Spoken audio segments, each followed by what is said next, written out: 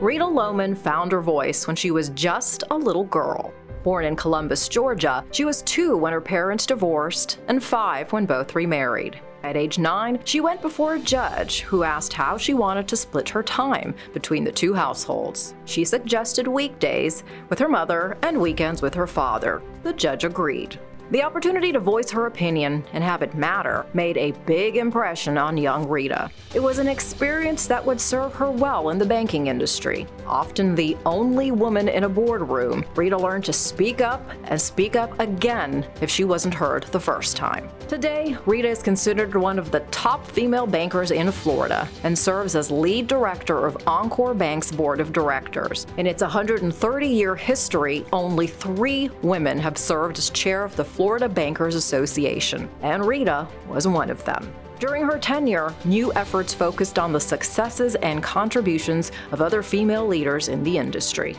She has that ability to just bring people together and make them see it from her standpoint. As the woman of the Florida Banking Association, she was able to take a group of men naturally and put together some policies that they implemented out of Washington, D.C. She's a tremendous asset to this community, and not only this community, but to the country.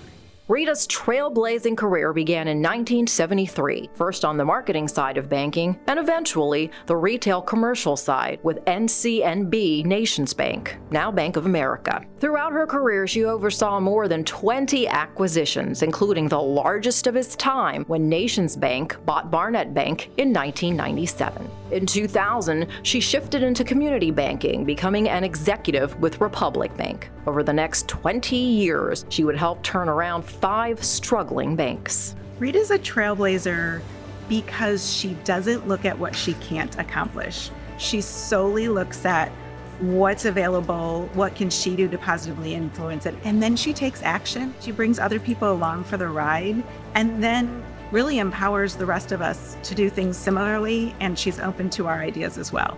Mentors have played a huge role in shaping Rita's career. In turn, she has served as a mentor to others while shaping educational programs for future bankers. She has been a guest speaker, mentor, and advisory board member for the USF Muma College of Business and chaired the School of Banking at the University of Florida. With her every step of the way has been her husband of 53 years, Gary. High school sweethearts, they married young and worked their way through college at Columbus State University. They raised 2 sons, William Gary and the late Clinton Hooper, who unexpectedly passed away at age 38. Their family retreat, a cattle and timber farm near their hometown, is named Hooper Will Farm, after their sons. I feel very fortunate that I have such a loving and caring mother. It's very clear that she cares about all of the people around her, and she takes care of all the people around her. And being in her orbit has just made me a better person.